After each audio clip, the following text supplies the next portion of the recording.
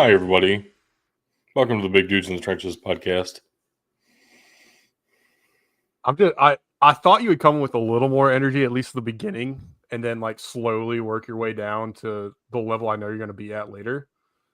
So I'm really surprised that it's starting so low. It's kind of crazy to me. Yeah, we'll get it lower. Don't worry. We're talking about Rivalry week that just happened. Then we will preview conference championship games. Also, we have round 2 of the FCS playoffs to talk about. As in, we'll review a little bit of round 1 and get on to our picks for round 2. Tug's not with us because he forgot. So that's cool. Love that. Damn. Fucking diming him out like that. Holy shit. Just telling it like it is today. Really, Tug's not here because reading's not his fucking strong suit. That's what the issue is. Oh man. Yeah. So how do you want to do this? Well, let's start with the college football playoff rankings. I'll go straight to their Twitter and we'll get that pulled up here so we can see their top 25. That's going to take us a little bit of a second here, but I figure it's as good a way to start as any, and it's how we started last week. So it makes sense to start here going into conference championship weekend with everything else going on. Like this is the logical place, at least for me, to start. First and foremost, I want to say, fuck yeah, Memphis finally made it. And then Army being at 24 is damn near criminal. But I think it's safe to say the American Athletic Conference will not be making the 16 team, almost or 12 team invitational, because that's what it is. Currently, if you look at it, the way they have it fragged out right now, we're going to have 4 SEC teams and 4 Big Ten teams. And let's face it, if we're going to have 4 SEC teams, we'll just start at Alabama. They probably don't belong. Before I get too far ahead of ourselves, though, going back through the rankings, Colorado at 23, Syracuse 22, Illinois at 21, UNLV at 20, Mizzou at 19, BYU at 18, Clemson at 17, Iowa State at 16, and Arizona State at 15. Now, this is where I kind of start disagreeing with what's in here, but at least this kind of makes sense to me with having South Carolina at 14. You've got 3 3-loss SEC teams, 11 through 14, with Miami coming in at 12, Alabama at 11, like we talked about, and then Ole Miss at 13. South Carolina lost to Alabama and Ole Miss. Their other loss is to LSU at home. And we've talked about it a couple times. The only one that they truly lost was against Ole Miss. I think they win. They get the call right on the field against either Alabama or they don't get a bullshit flag on them on a pick 6 against LSU. We're looking at a 2-loss South Carolina team making the first college football playoff instead of Alabama. The biggest issue here is that Alabama has lost to nobodies. I mean, sure, yeah, they've lost to teams that are going to bowl games, but Vanderbilt and the Who Gives a Shit Bowl isn't that awesome. That's not a great loss. Like, what are we fucking talking about? You lose at home to an Oklahoma team that couldn't fucking figure out how to complete a forward pass for a while? What the hell is that? Congrats, you beat Georgia. That's enough to get them in? Are we serious right now? It's just wild to me. From there, 10, we've got Boise State, 9, Indiana, 8, SMU, 7, Tennessee, which I think Tennessee's just kind of flown under the radar this season. That one kind of wild to me. I'm not going to lie. Ohio State at 6, which very generous, I think, especially after the performance they just had. But if you're going to have Alabama in the playoff, you're going to have them at 11. I think you can't have Ohio State fall out, right? And we got Georgia at 5, Notre Dame at 4, Penn State at 3, Texas at 2, and Oregon at 1. Now, I say all this to say this is basically locked up. I don't see any of these teams falling out of the playoff if they lose in their conference championship game, if they're playing, except for Boise State. And even then, I don't know that Boise State falls below Army, assuming Army wins. And I think it's a very winnable game for Army. It's just wild to me that we basically know the field. It's going to be Boise State or Army. If UNLV wins, I would be UNLV unless Army did something incredible against Tulane. What are your thoughts on the college football playoff rankings this week? I mean, it's winning you're in the Mountain West. I don't think Army has a shot. You don't think so? No. Why? It's Boise State against UNLV for the Mountain West Championship. So the winner of that will be the highest ranked Group of 5 champion. Tulane's not ranked, so you're not going to bump Army over UNLV after they beat the number 10 team in the country and Army beats an unranked team. The Mountain West Championship is a playoff game right now. That's what this means. Also, interesting what will happen if Clemson pulls off the upset. I would assume that would mean SMU is out and Clemson is in. But theoretically not. That's actually the best way for Army to, I don't know. Even that, Clemson would jump up a few spots, so who knows? I think the calculus gets interesting here, though, right? Because, so talking about the Clemson SMU game, I think you're absolutely right. Mountain West probably is a playoff game. I would like to see Army have a shot, but I think you're right. I don't think there's a chance. I don't know. I think what I'm getting at, though, is the ACC's championship's a playoff game right now, too. So is the Big 12 championship game. So, well, but here's winning you're in all three of them. Here's the real question. If Clemson wins, does SMU drop to a place that Miami still gets in? No, they'll come up with some bullshit to leave Miami out for one of those SEC teams right there. I mean, Miami's already out of it if you look at it, though. Unless wait, Iowa State on here? Yeah, they're right there. Yeah. Arizona State. So Iowa State and Arizona State's a playoff game. Mm-hmm. Boise State and UNLV is a playoff game. So really, we're already looking at Miami not making it in as of right now. Right. Right, but I'm saying if SMU loses, Clemson wins, Clemson will still probably be ranked at 14, 13. Do they actually get up to 12 even in that scenario? I don't know. If that happens, it would probably be more likely that Alabama's still in front of Miami. Clemson just gets in because they're the next highest ranked conference champion. You have no energy and it's killing me right now. If you don't know why Doug has no energy, you'll find out soon enough. Don't worry. But yeah, everyone fucking knows. Everyone in the world watched it, so it's great. I want to point this out too. If you're watching with us, you can see the top comment is from a Gamecock fan. Obviously, it's Gamecock S. Literally, they have it spelled out like that. I guess Twitter didn't let them have Gamecocks as their name. You just destroyed your own brand by trying to protect the big brands, and I think that's absolutely right. I think, granted, South Carolina lost to 2 teams ahead of them. That makes sense. They lost to a third that's not on this list. Are any of Alabama's losses on this list? Am I missing something? Did they lose to any of the teams ranked ahead of them?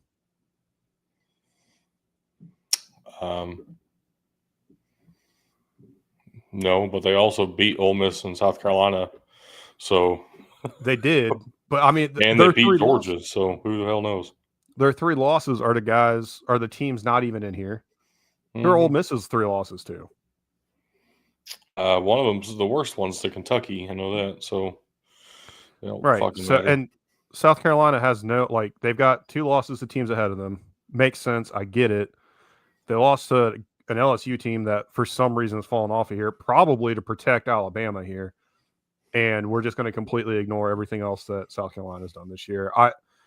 I've said it before. I've turned into a Gamecocks fan this year. I have no problem admitting that, but I still think you were onto something last week, and I'm fully there this week, especially seeing how they're doing Miami dirty. South Carolina should be in the playoff over Alabama, 100%, especially the way they finished the season. Yeah, except Alabama did beat them on the field, so. Yeah, that makes it tough. It does make it tough. And sure so, for that matter, so did Ole Miss. Actually, so I do have a question before we get any further into this. With that ranking, with Oregon 1, Penn State 3, Texas in between them, let's throw up the hypothetical. Penn State wins, Texas wins. Who gets the number 1 seed? That's a fun one. Because Texas is playing Georgia, and Georgia's no slouch. Obviously, their loss to Alabama. They would avenge their one loss in the season. And do they have another one? To this end, Alabama, their loss to Georgia is so good that they're still ranked number 11. Yeah. It outweighs their 2 horrible losses by the fact that, or no, they beat Georgia. That win over Georgia outweighs their 2 horrible losses. Right. So much. 3 horrible losses. What am I talking about? 2. It outweighs their 3 losses so much. I would say there's no way Penn State jumps Texas if Texas wins. Penn State's only loss is by a touchdown against Ohio State. And they would have just beaten the number 1 team in the country. I would put Penn State number 1 at that point. 100%. The committee won't. They're going to protect the SEC at all costs. And I'm just going to be honest here. I'm not even going to get into the Indiana conversation. There's a lot to break down there. And I think there's some credence to it. But it's disgusting to me that it's 4 Big Ten teams and 4 SEC teams. And I've got a much bigger point to make about this when it's all laid out. We know exactly what the playoff field is going to look like. I'll leave that till next week. Because there's 2 pieces to that. Is one, I want to see exactly how it works out. I want to see what the field officially looks like when it's set. And 2, I want to fully gather and collect my thoughts because I've really been thinking about it a lot today. And I still don't have the most coherent and best way to put it out. So whether or not I'm on an episode with y'all next week or not, I'll make sure to throw my little piece on at the beginning of next week's episode, no matter what, one way or another. We'll probably start off the next episode talking about the bracket here when it is finalized, or maybe because it's finalized, we'll do it when we get to game picks. Who knows? So really fun transitive property fact here. The number 7 team in the country, Tennessee, one of their 2 losses is to Arkansas, right? Mm-hmm. Now, Arkansas lost this year to Oklahoma State, who finished last place in the Big 12. So maybe it should be 12 teams out of the Big 12 in the playoff. Well, that was another. I'm not going to find it. I'm going to look, but I'm not going to find. Or no, you sent it in the Discord. Uh-oh. The teams that made it into the teams that are bowl bound this year. Yeah. The ACC has the most. Mm-hmm. The Big Ten and SEC looks like they're tied. Maybe the SEC is tied with the ACC. Regardless. 2, 3, 4, 5, 6, 7, 8, 9, 10, 11, 12, 13. ACC is 14. SEC is 13. 1, 2, 3, 4, 5, 6, 7, 8, 9, 10. Big Ten is 12. And then you've got the Big 12, the Sun Belt, and the American Athletic Conference all look like they have, 9? No, American has 8. 2, and Sun Belt has 8. The Big 12 has 9. So your de facto Power 4 conferences have the 4 most, followed very closely behind by the far and away 2 best Group of 5 conferences out there right now. And the MAC has 7 bowl eligible teams. And the crazy thing about it, though, those 2 best Group of 5 conferences we're talking about, they're eliminated from the playoff at this point. Like I said, I want there to be a path for Army. I really do. But I think I'm with you now that I've heard it talked about and laid out and explained. I don't think Army has a shot. And I hate it.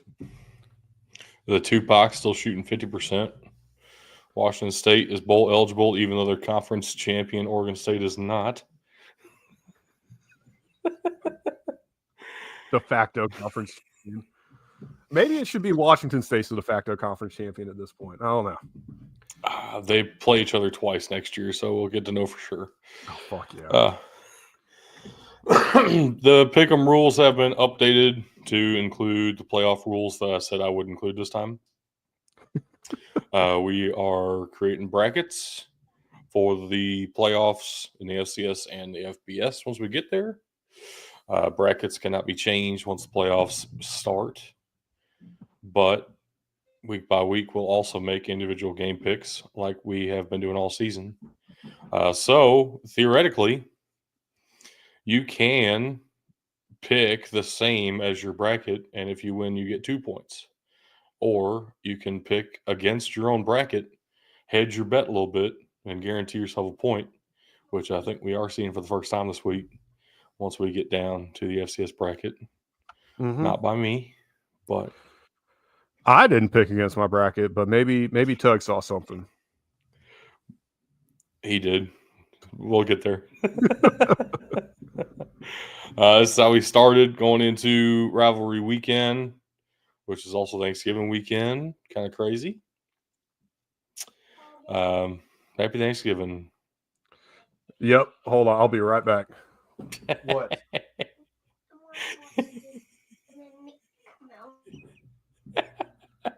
There was all right, uninvited podcast guest there.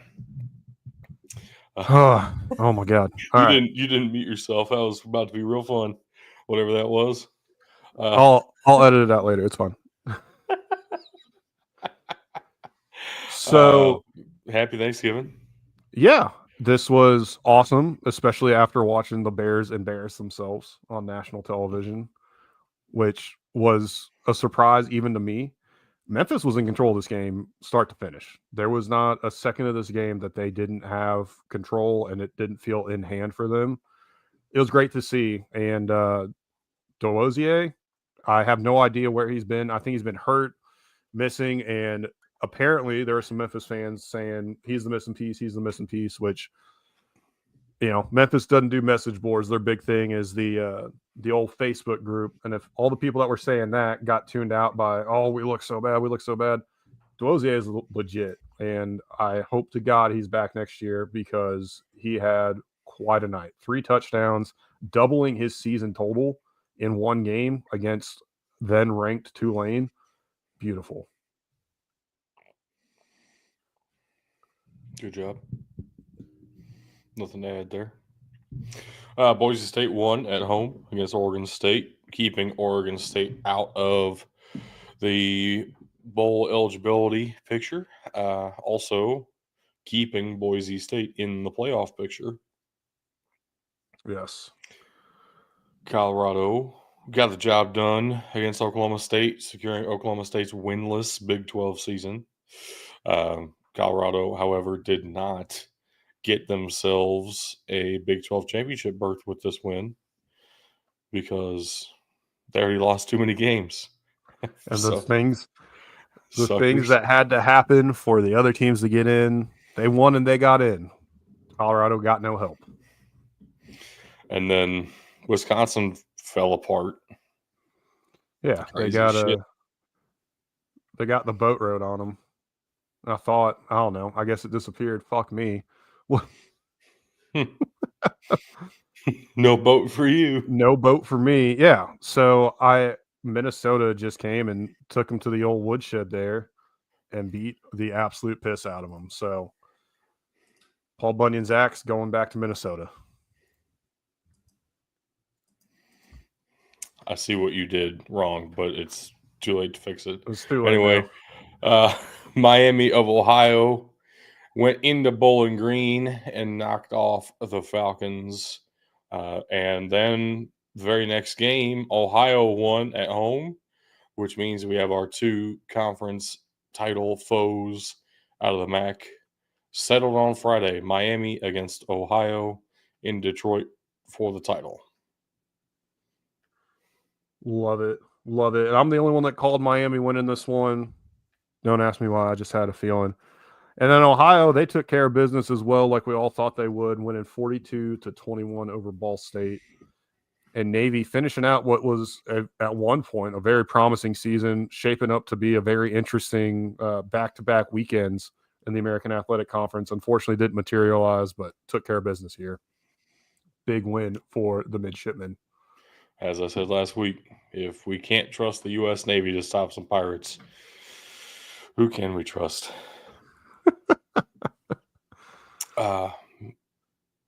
I don't know why it says Mississippi State won, because Ole Miss definitely won by the score of 26-14 in the Egg Bowl.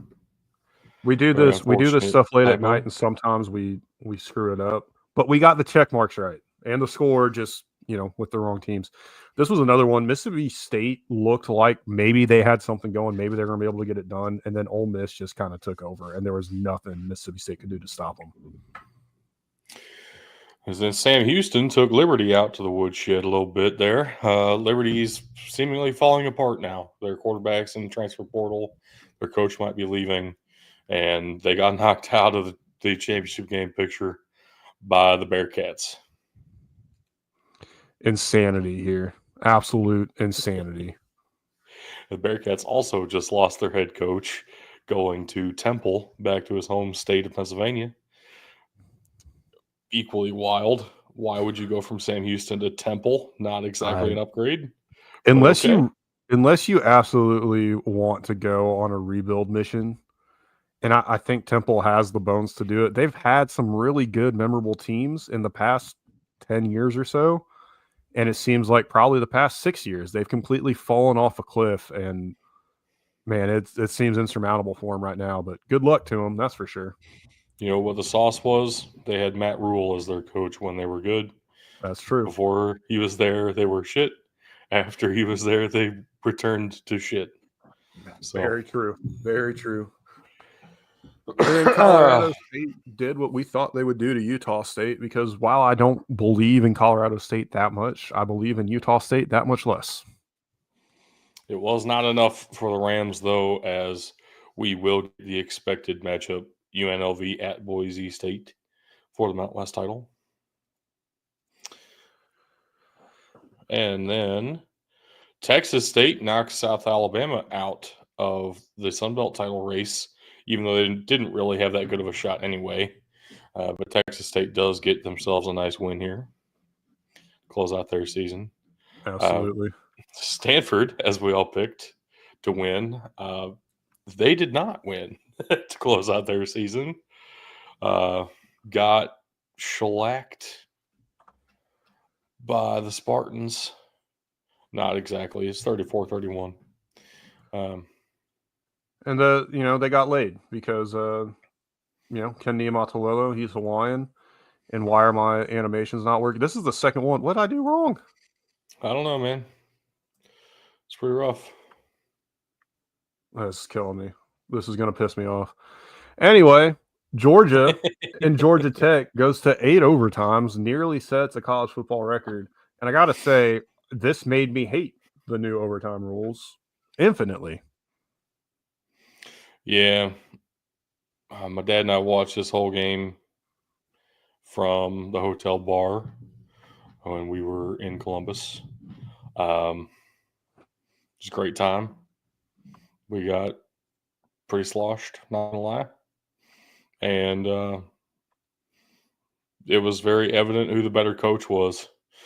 Watching Kirby Smart navigate the overtime rules to his benefit, calling timeouts at the right time, and just keeping momentum on his side and taking it away from Georgia Tech when they needed to. Kirby Smart knew what he was doing. Brent Key did not, which is wild because I don't know that anybody should ever know what they're doing when it gets to 8 overtimes. But somehow they did. So it's pretty cool. Well, good on Georgia, I guess. Hey, it worked. Nice. And I've got to ask, do you think that part of the overtime rules needs to be changed? Because they have taken out the ability to call, if you have 3 timeouts and team's going to kick a game-winning field goal, you used to be able to call 3 straight timeouts. They saw how ridiculous that got. They made improvements to speed the game up. Why in overtime are we allowing coaches to get basically infinite timeouts? I mean, it's a relic of when overtime periods were longer. Right. So when it was, back-to-back mini drives from your opponent's 25-yard line, it made sense that everybody get one timeout for that whole set. I agree. But now if you're alternating 2-point conversions, I would be fine with one timeout every 2 overtimes. Exactly. I think that would be fine. But yeah, one every single overtime. It was pretty excessive, and Kirby Smart definitely used it to his advantage, which I don't blame him. But Brent Key didn't, so yeah, Georgia won. That was the wild thing, and what was more wild to me is that Georgia Tech, I think they finally did change it up and come out in a different formation.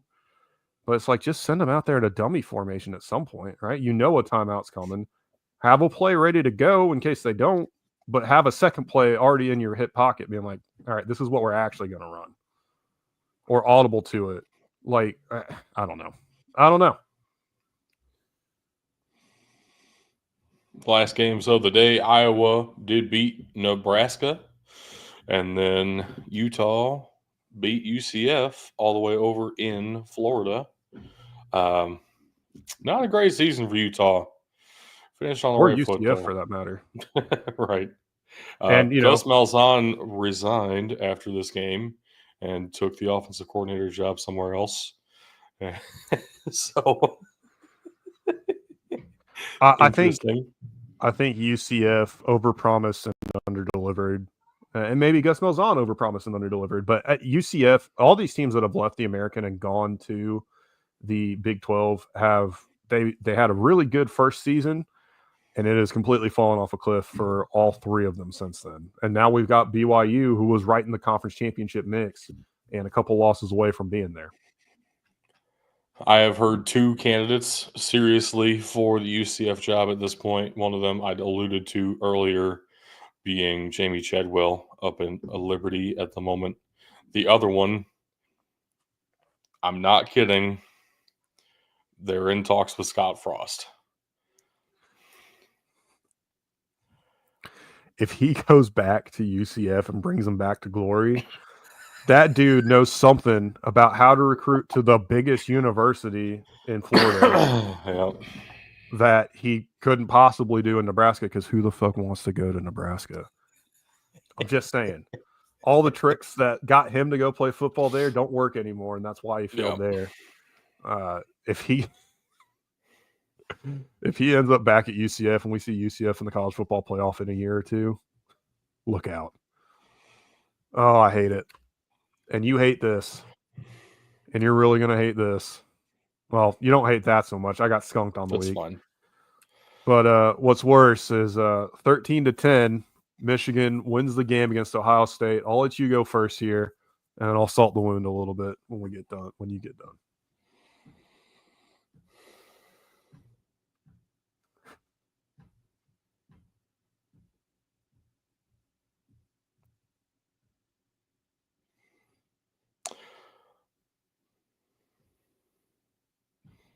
I got to go to this game.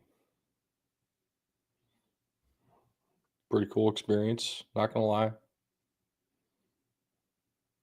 Even in a loss, it's pretty sweet to be there. 106,000 of us. Literally, the official attendance was 106,005.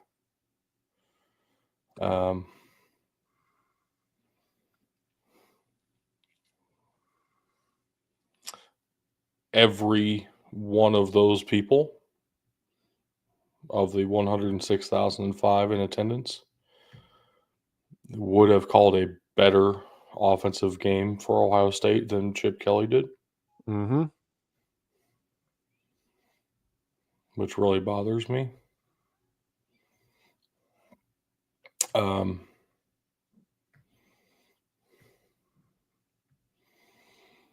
I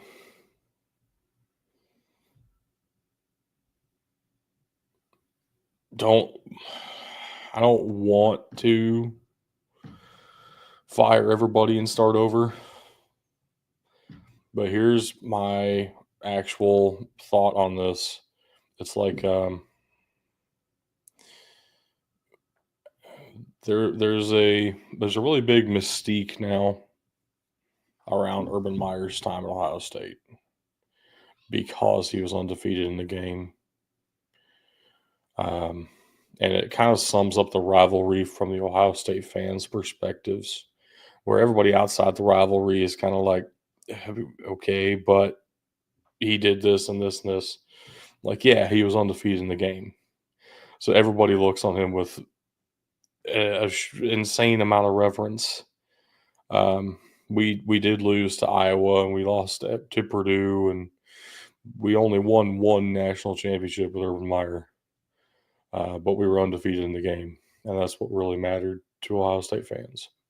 And honestly, it still does. Yeah.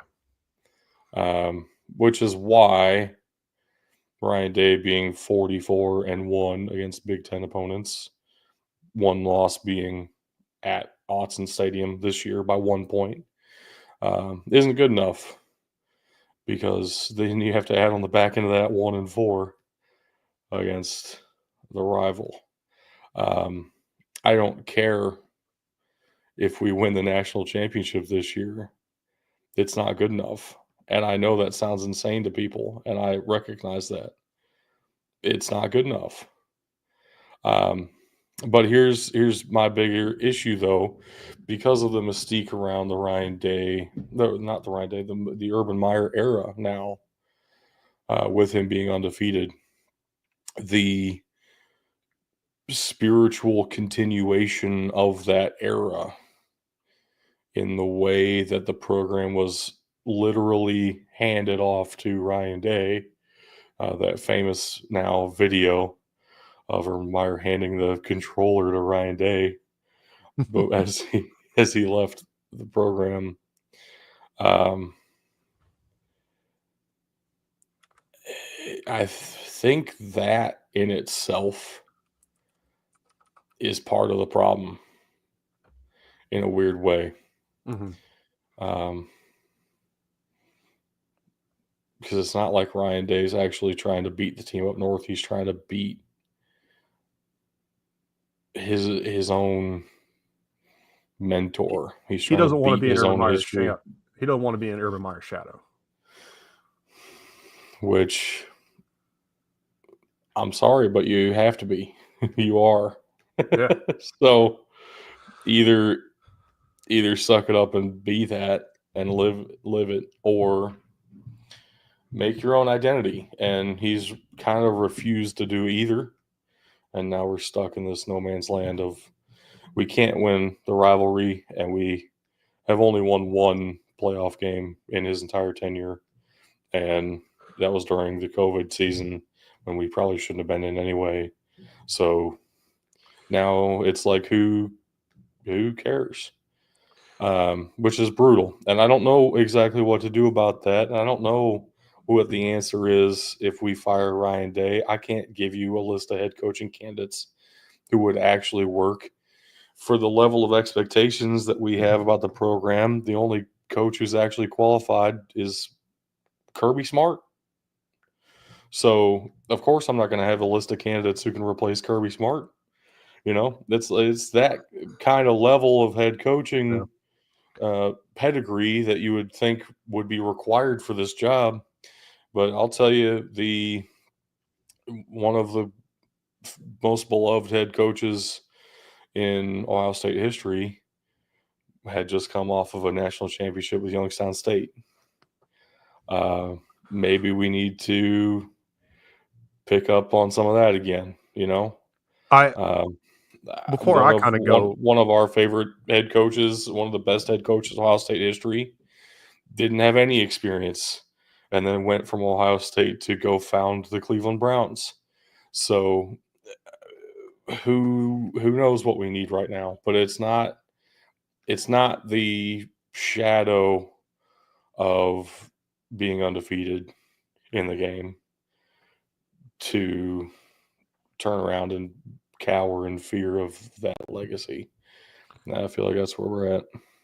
Do you think that Eddie George would even be a remote possibility?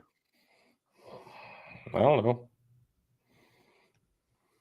It's a guy that gets it. He's made amazing strides at TSU. And granted, TSU is going to be completely different than Ohio State. but he's got an NFL pedigree. We've seen how some of that has worked out at Colorado. Now, obviously, that's a very different situation, very different conference, and I believe they lost to their big rival this year, right? Lost to Nebraska. But do you think you need somebody that just understands what this game means more than it seems Ryan Day does? Because I have, for the life of me, no idea what was going on there. And I'll let you answer. You know, if you've got anything else to add about Eddie George or anything else, I'll let you go before I go off here. But I've got about 3 or 4 things, honestly.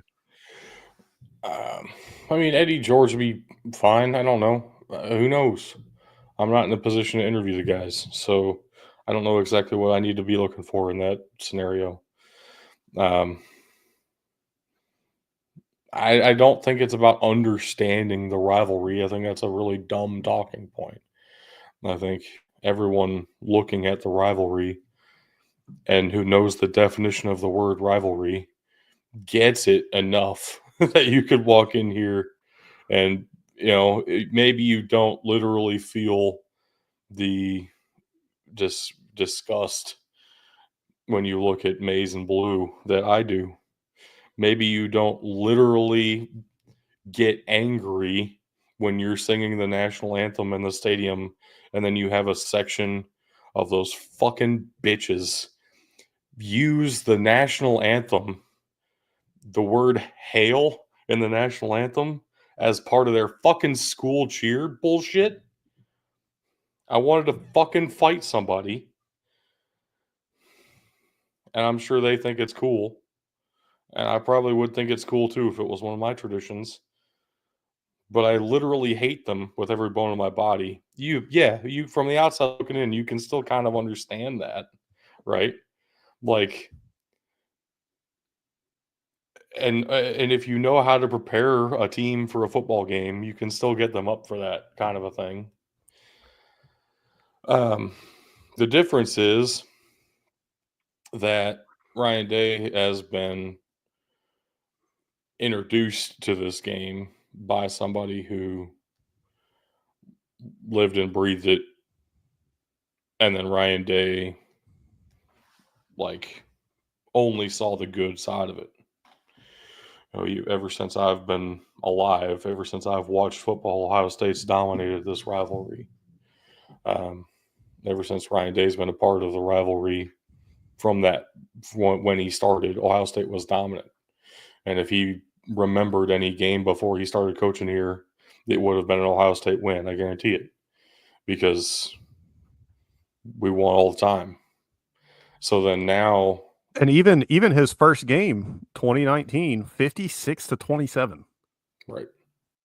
I mean, make all the points you want about how that was Urban Meyer's team, coached by Ryan Day. Sure, totally get it.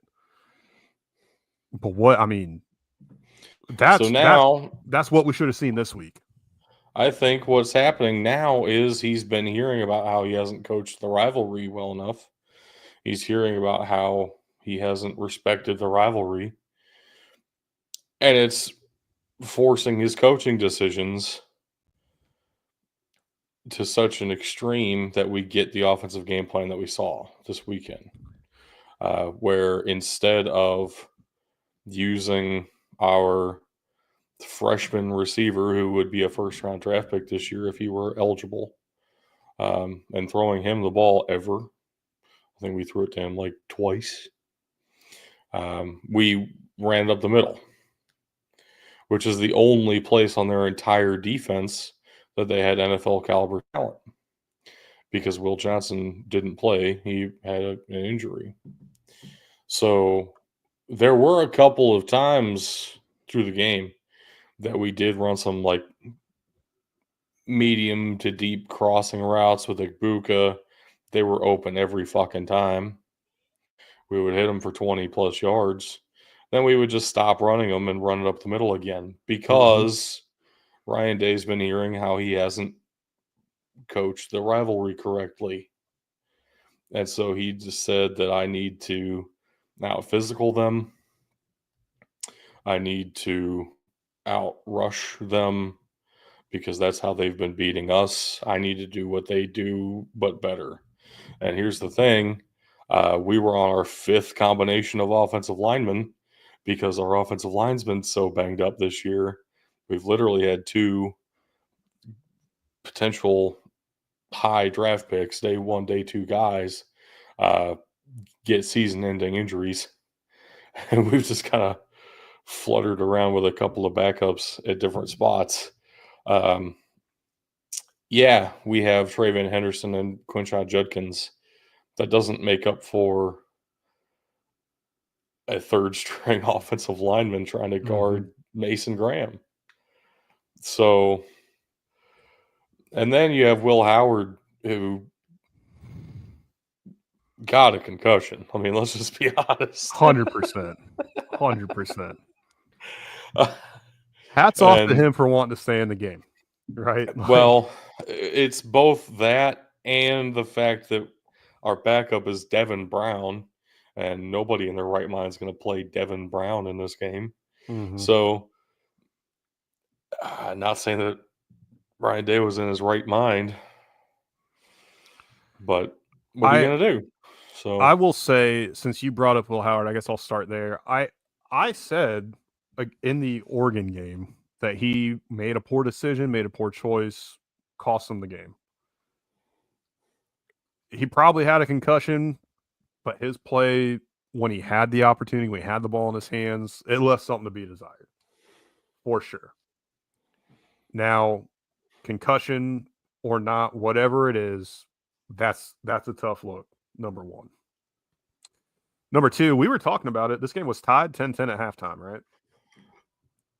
Yeah. Ohio State had missed 1 field goal and then would go on later to miss another field goal the exact same way he missed the first one. Wind blowing, missed it wide left, going the opposite direction as opposed to wide right on the first one. Now, there's 3 things to break down here. One, your kicker, probably the only position on the field where I can guarantee, even you would agree here, 100% you had the worst of the 2 kickers between Michigan and Ohio State in this one. Number 2. Yeah, because they actually had one. They have. Yeah. Number 2, you said Ohio State's beating Ohio State. Like, I feel like Ohio State's in this game. I feel like this is still their game, and I agreed with you completely. But then the second half comes around, and what we had saw against Indiana, we never saw materialize in this game. It seemed like no adjustments were made. It was like, this is our game plan. We're sticking to it, period. End of discussion. This is how we're going to win. And That's again, what I'm saying, dude, I think he out-thought himself because he'd been told he hadn't been coaching this game correctly.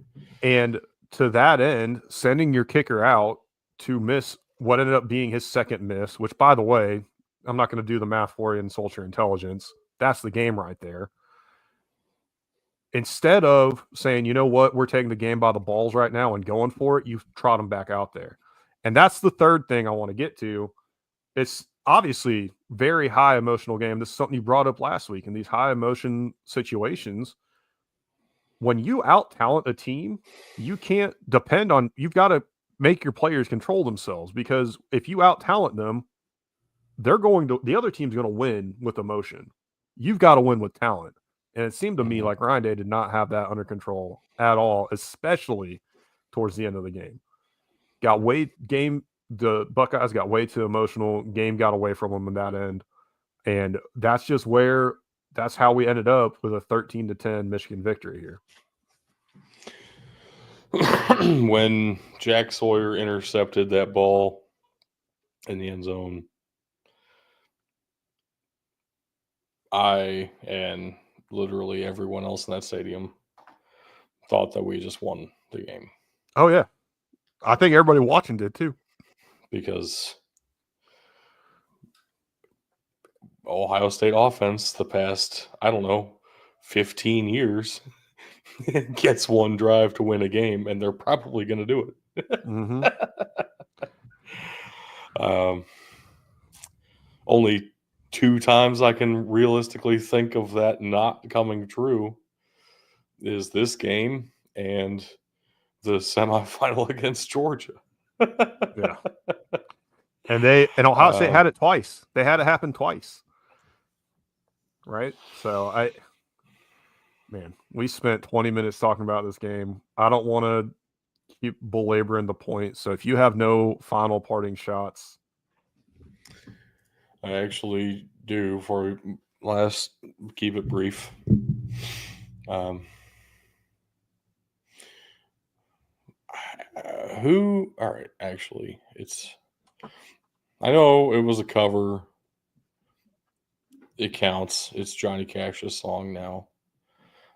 So in the words of Johnny Cash, I focus on the pain. It's the only thing that's real. 9 Inch Nails, Pete Resner, the OG. But yes, it's Johnny Cash's song per Pete Resner. Was it Trent Reznor? Trent Reznor, whatever. It's 9 Inch Nails. Who cares? I couldn't tell you anything else that they've made. I know they exist. He even said it was Johnny Cash's song now. I saw that. Exactly. With that, though, there were some other games that took place on Saturday. It was rivalry weekend, maybe you heard. And Louisville beat the shit out of Kentucky. So I saw this score on the out-of-town scoreboard at some points throughout the game. And it was really hilarious to me then in that moment that I was singing all of the words of the Ohio State fight songs and the alma mater in the pregame and stuff. And I just had to lean over to my dad and be like, dude, I don't even know the alma mater lyrics for my actual alma mater. So we just won a game, but it ain't we for Louisville. I know it's my degree, but who cares? And then Vandy could not get it done at home against Tennessee. Diego Pavia comes up short, and Tennessee wins this one 36-23. Honestly, would have knocked Tennessee out of the college football playoff, you got to believe, because apparently their loss at Vanderbilt would have been that much worse than Alabama's loss at Vanderbilt. But I digress. South Carolina winning with an interception at the end of the game. Clemson down by 3, going for it, trying to get a first down, potentially set up a game-tying field goal, and South Carolina said, that South Carolina defense gets it done. Looks like it's going to be all for naught, unfortunately, for the Gamecocks. They'll get into some bowl game that, 30 people will watch. Army played at home against UTSA, so UTSA continued losing on the road. And what a weird season for the Roadrunners here, and a great season for the Black Knights, conversely. And then the Land of Lincoln Trophy, Illinois taking care of business at Wrigley Field against Northwestern. You love to see it. Great season for the Illini. You got to think there may be 1 or 2 wins. If they had pulled it off against Penn State, maybe we're having a different conversation. Maybe the Illini are in the conversation for the college football playoff here. That's not the case. I mean, if ifs and buts were candies and nuts, we'd all have a very Merry Christmas. Isn't that the saying? Something like that. 'Tis the season after all. And then the UConn game, the Huskies, in a close one, 47-42 over UMass. Duke the Huskies shagged them in the UConn game. Duke taking out Wake Forest in Tobacco Road, and then Kansas's miracle run towards bowl eligibility falls short as Baylor took them to the woodshed in Waco. You got to respect a team that just comes in, destroys 3 different schools' chances of making the playoff, and then dips.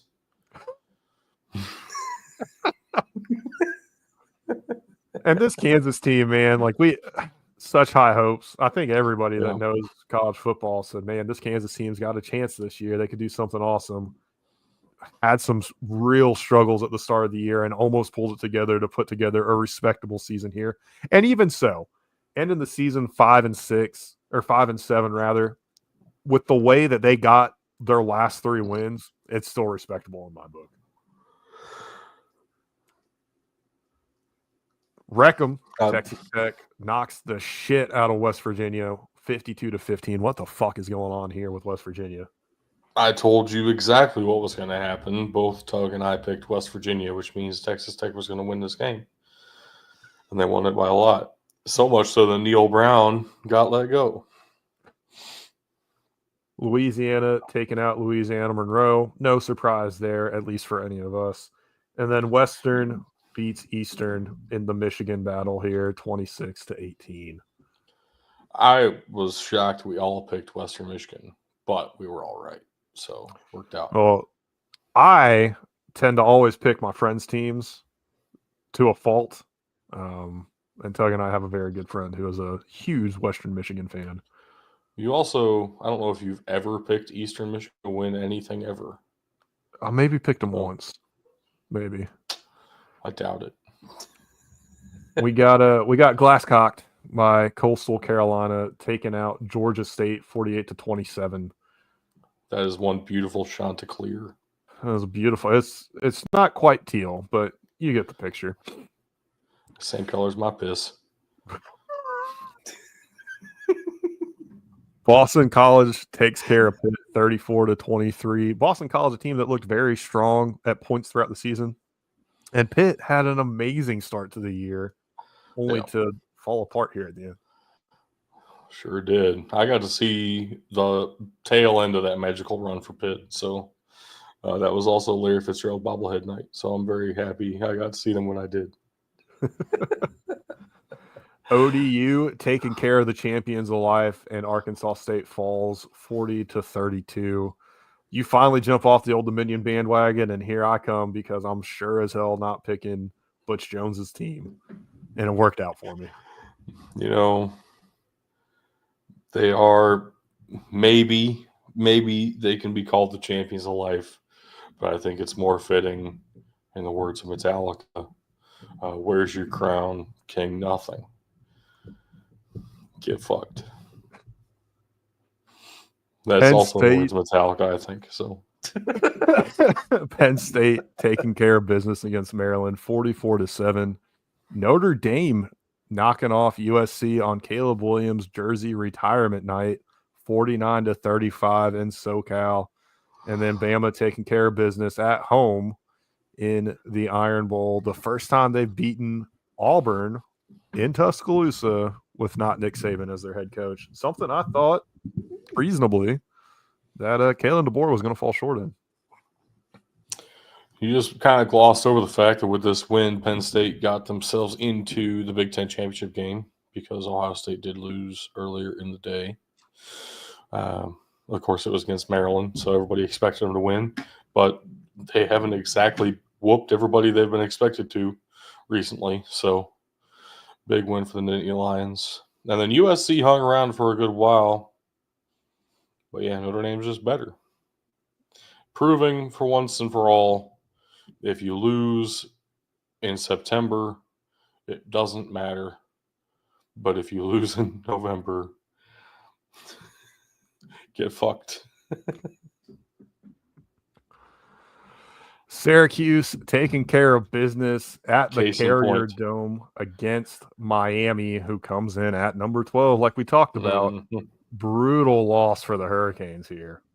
Yeah, but, right now on the outside looking in.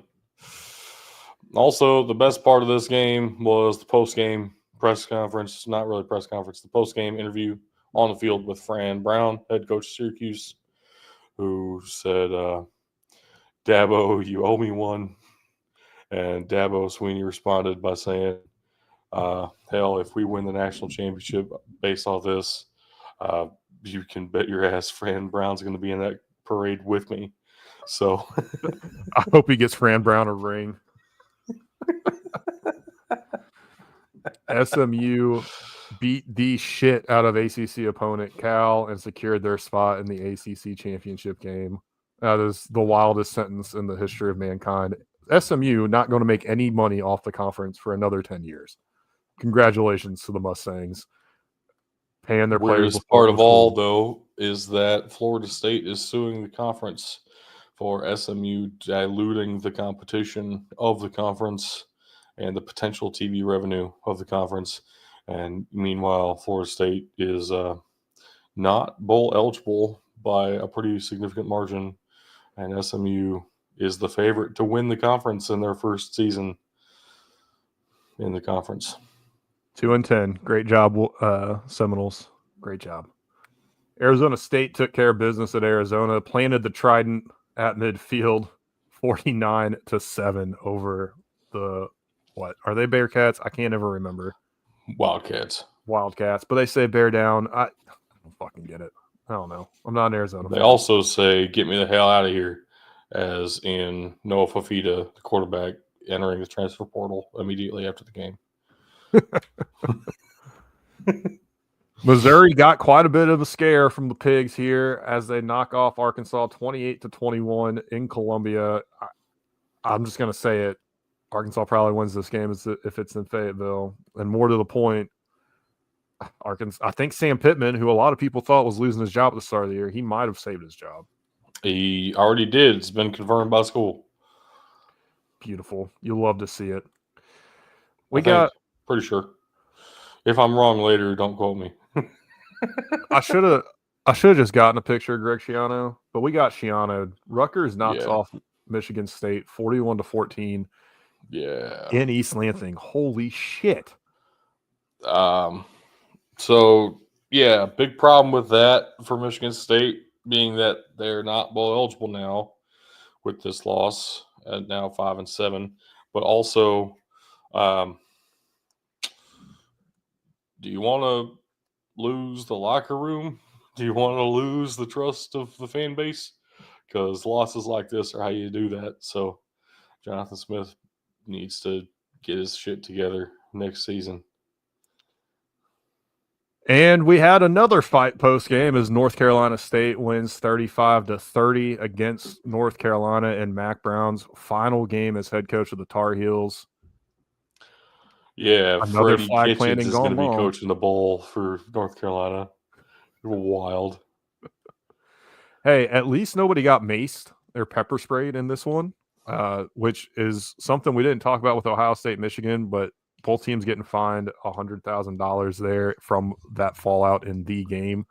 Crazy. Talk about a slap on the wrist there. I mean, weirdest part about that fine is that both fan bases are like, yeah, we deserved it. Like, when has that ever happened? And they're doing an investigation into the pepper spraying. I mean, I don't know. I think North Carolina State, North Carolina might have been as big, if maybe not a little bit bigger of a post-game brawl. Wild to me that there was only one instance of pepper spray being used.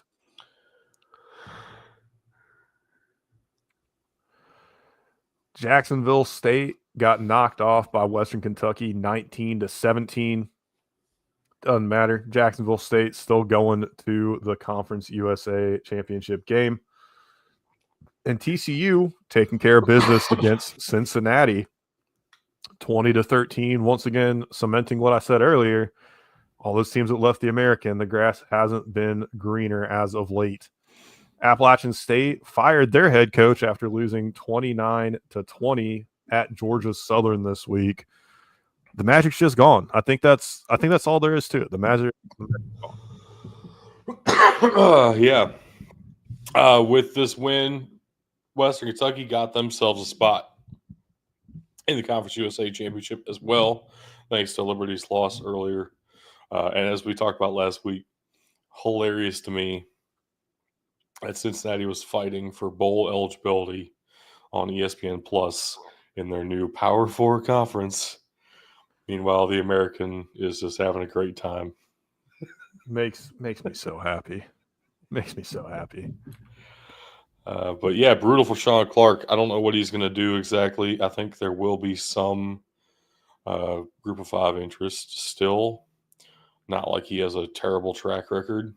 Just the past 2 years for Appalachian State really haven't worked out, felt like. So that Mountaineer magic was just gone. I mean, it seems like I can almost guarantee what Tug would have said if he would have been on the episode with us last week to talk about why he was picking App State.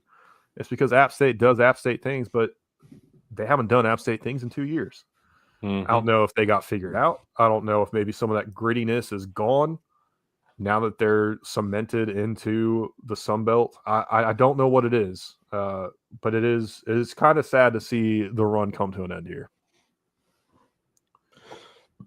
This ain't your 2013 Mountaineers. Indiana taking care of Purdue 66-0. Talk about rebounding from a tough loss. Now, granted, it's Purdue.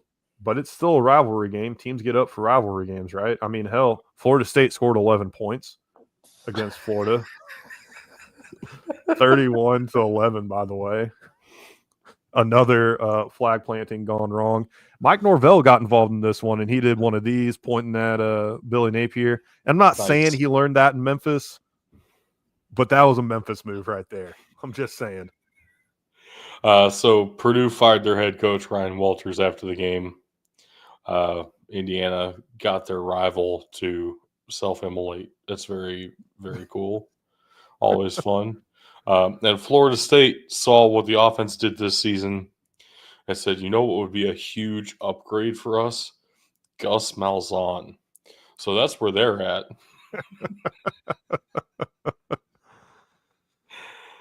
Oh, geez. LSU hosting Oklahoma after Oklahoma's huge win over Alabama. Can't recreate the magic down in Death Valley. Yeah, it's a tough one. 37-17 for the Tigers. I mean, the fact that Oklahoma probably got in there, I was like, how the fuck did we win last week? Right. Unreal. Oregon finally gets the monkey off their back and knocks off Washington 49-21. Kind of a foregone conclusion that would be the case, but it is interesting to me that this was Dan Lanning's first win over the Huskies.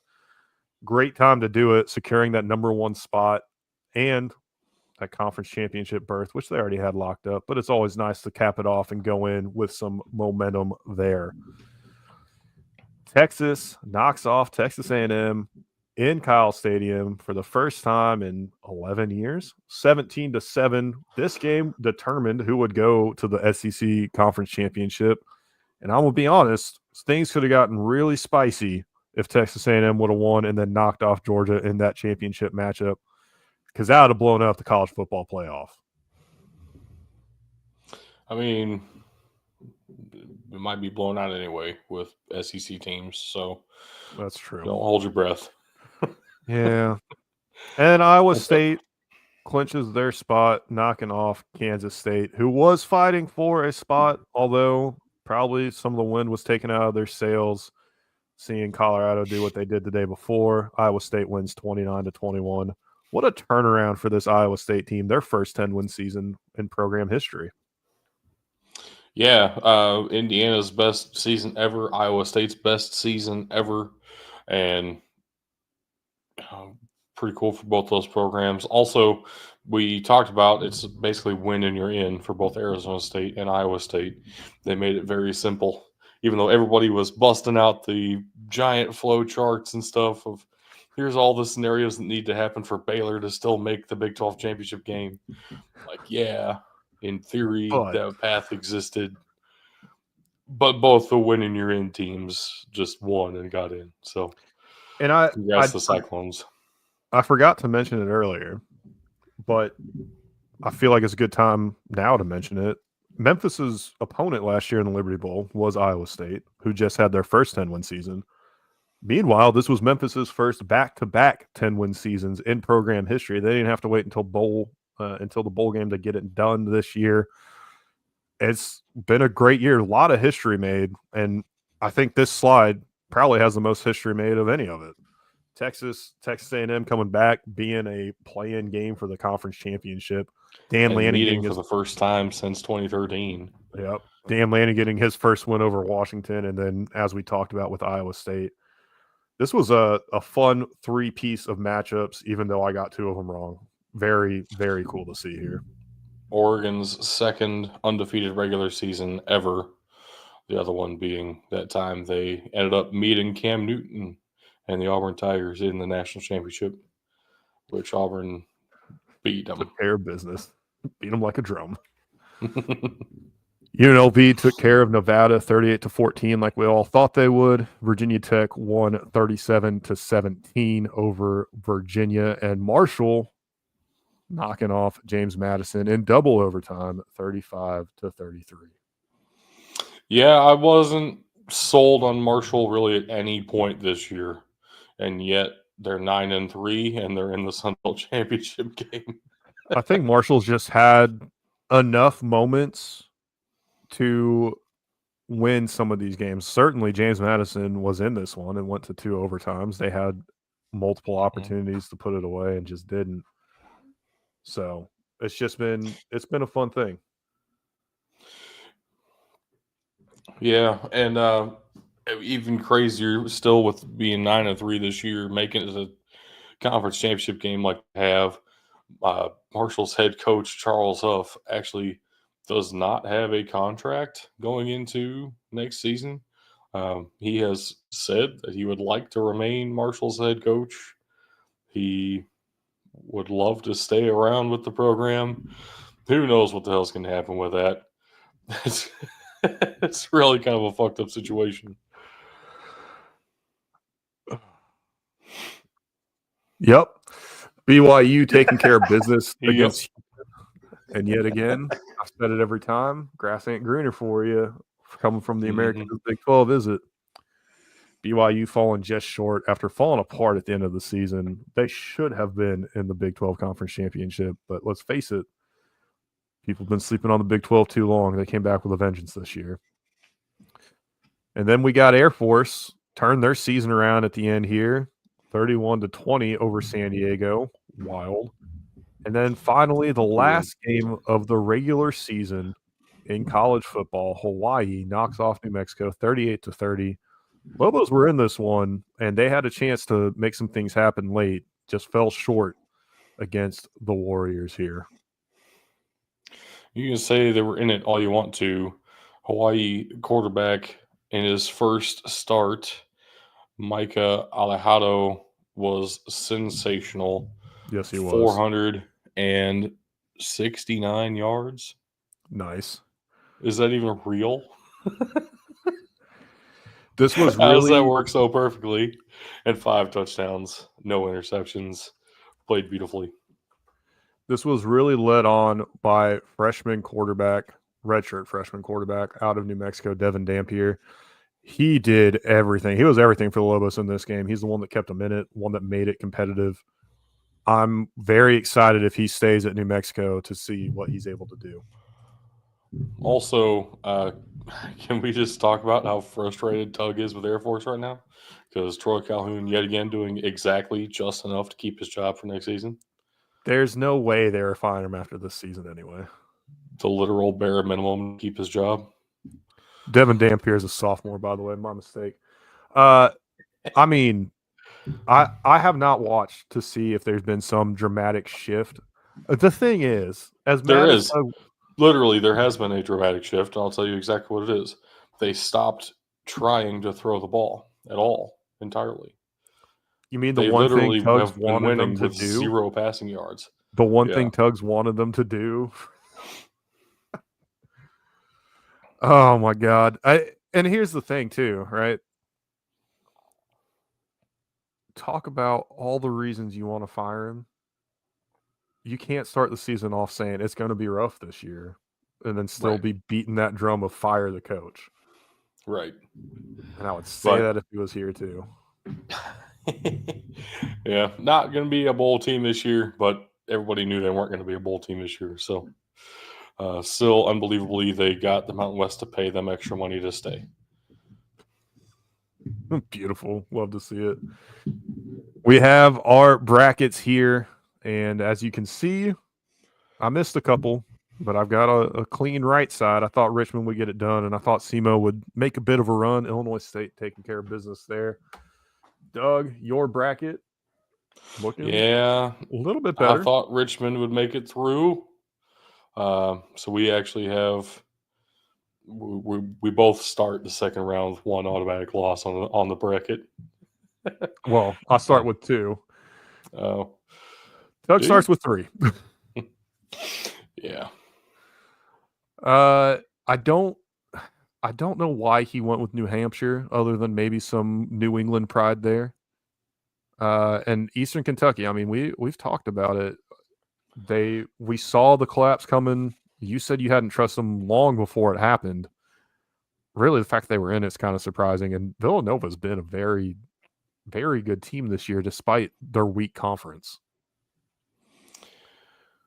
They've been good. They have not been great, and they've kept a lot of games way too close. I think that will bite them as they face probably the most talented team they've played all season in Incarnate Word, which it should be. Incarnate Word had a bye, so you would hope so.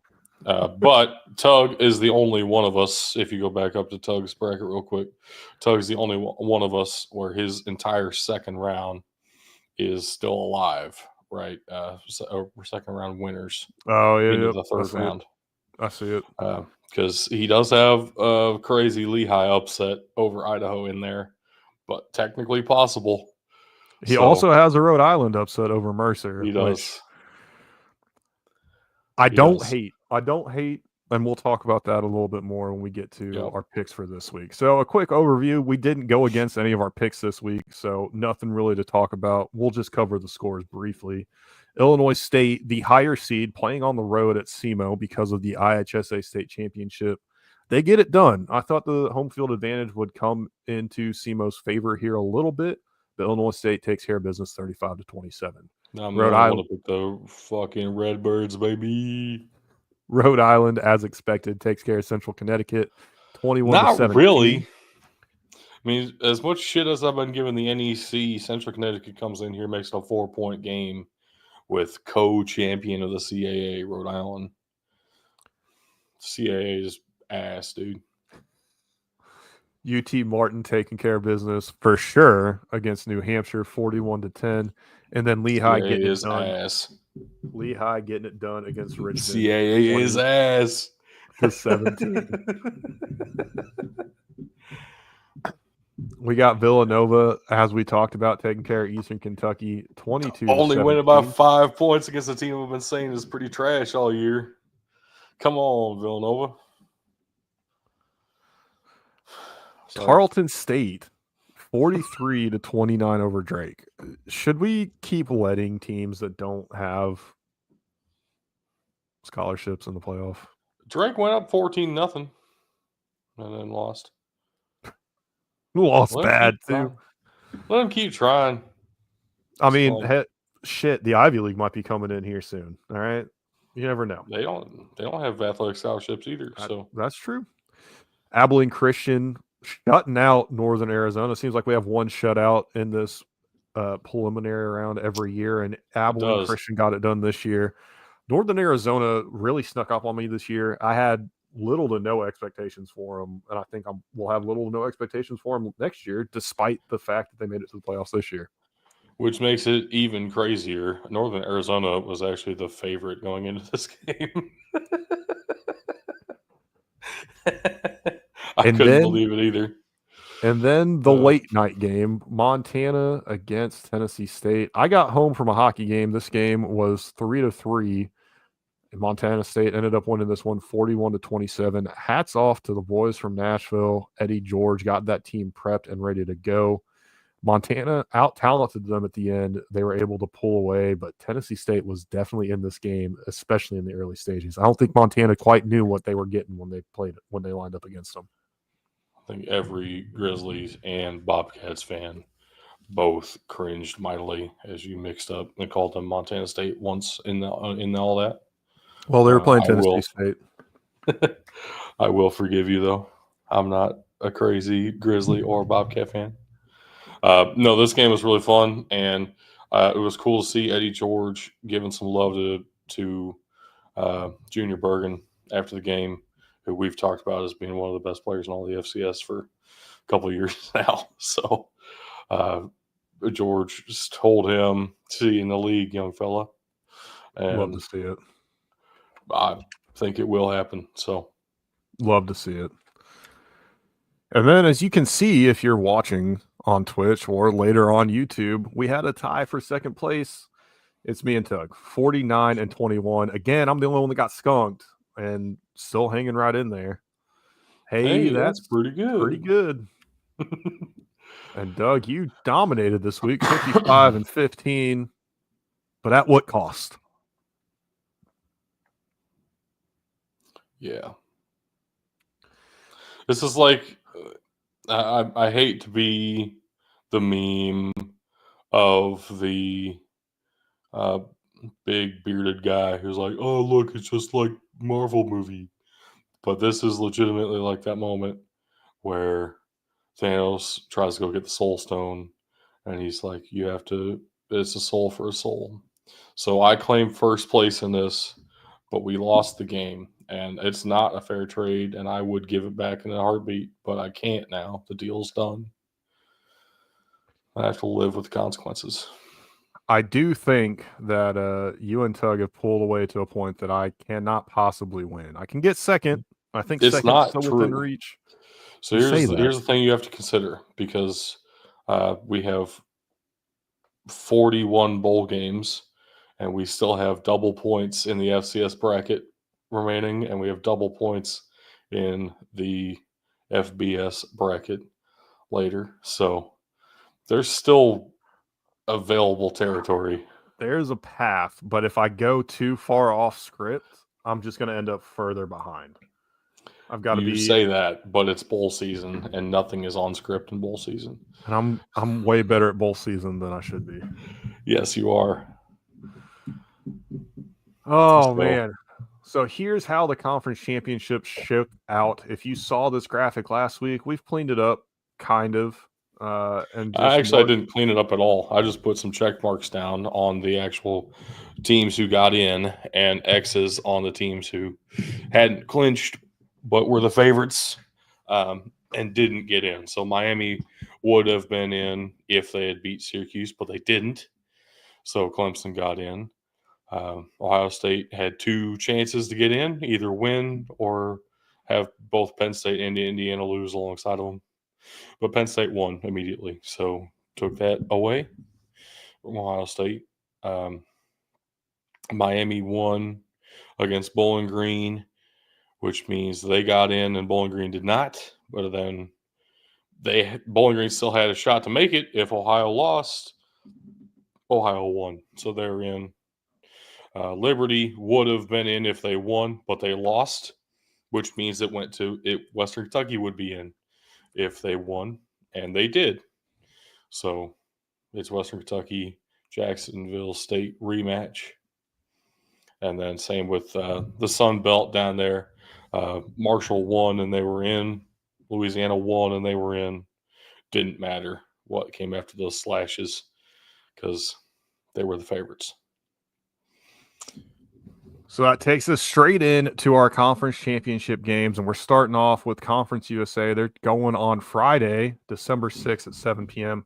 Eastern time on CBS Sportsnet, which, by the way, today was the first day without football in 50-something days, and it sucked. I was sitting on my couch like, man, let's see what sports are on. Women's basketball, cricket, some other sports. I didn't even look. I was like, there's not a football game on. Why am I on the ESPN app right now? It was really very disappointing. And not to disparage women's basketball, but it was two schools I can't even remember. So I know it wasn't anything worth wasting Sounds my time pretty on. disparaging to me. That's fine. It was probably like South Carolina against UConn. It was probably one of the greatest games of all time. And it wasn't. It wasn't. I promise you that. The rematch from this past week. Now, to remind you, Western Kentucky won this game against Jacksonville State 19-17 to get in.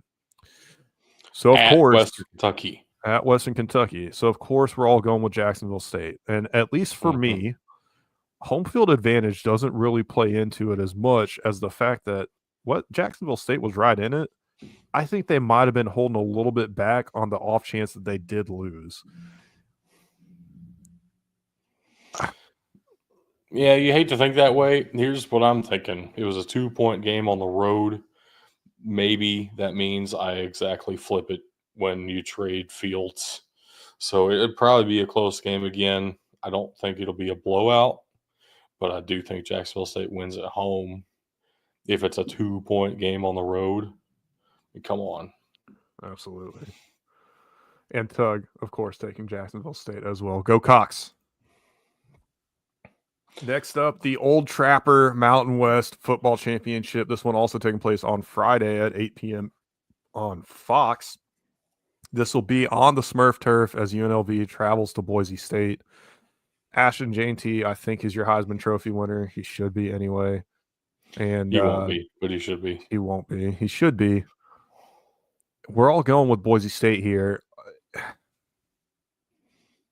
Haj Malik Williams, the quarterback for UNLV, put a little fuel on the fire when he was asked if he's intimidated at all to play on the blue turf. And he said, hell no, I can't even point to Boise on a map, dude. They don't matter.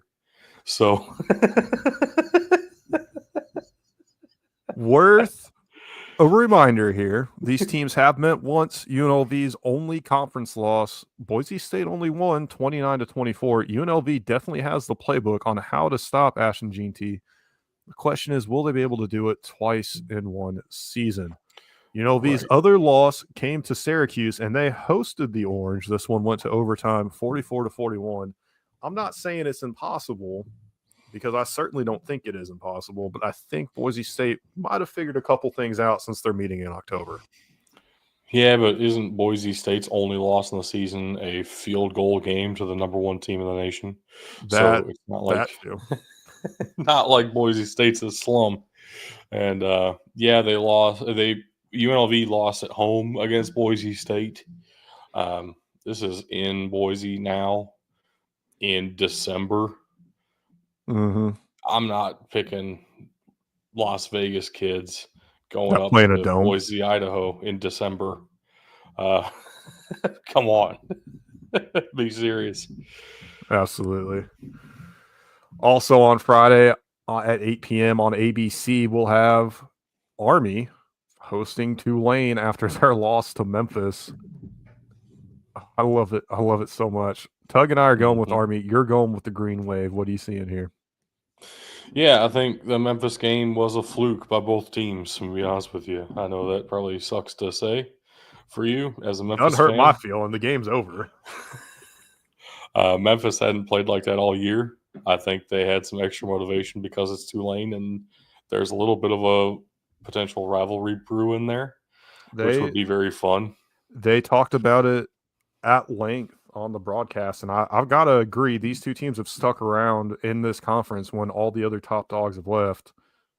It'd be tough for there not to be a rivalry budding here, especially with them now being essentially the two biggest brands in the conference left standing. It's kind of a inevitable rivalry just building there naturally. Mm-hmm. But even with that, what Tulane has been doing all season long just didn't work against Memphis for some reason. Here's the thing. Army's defense is very different than Memphis's defense, and I bet it will work against Army. Also, Army's offense is very different than Memphis's offense, in that your quarterback for Army ran for almost double the yards that he threw for. And I know we talk about how much Army seems to be able to throw the ball now. That means that they threw for more than 500 yards on the season. So good job, but you're not a passing team. And when you can force that close to one-dimensional of an offense as possible, it gives you some more options on defense. And I think that Tulane's size is going to help them because Tulane's one of those rare group of five teams who gets to recruit huge dudes down there in New Orleans, who missed the boat on making Georgia or LSU's roster, but want to stay close to home and just get to be some massive beef in the trenches. Something Army can't really compete with. And worth mentioning, Tulane did play Navy and beat them 35-0. So if there's a comparison to be made there, Tulane has a bit of an edge. I'm interested to see how it goes.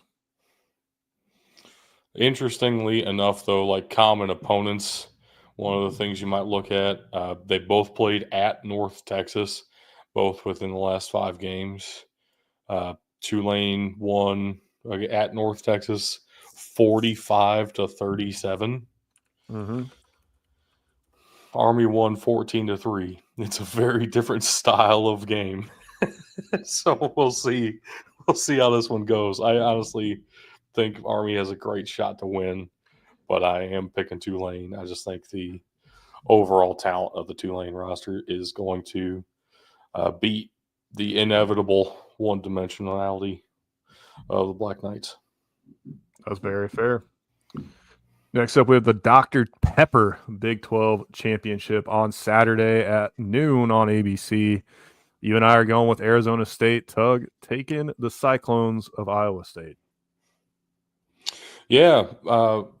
Offensive coordinator for the Sun Devils, Marcus Arroyo, formerly the head coach of one of the other teams we've already just talked about in UNLV, is up for the Broyles Award as the best assistant coach in all of college football, and very much deservedly so. This offense has been incredible this season. Something that I don't know that Iowa State's really had to play, believe it or not, in the Big 12. One of these incredible high-flying offenses that the conference used to be known for. Also, consider that Arizona State hates kicking the ball, hates it with a passion.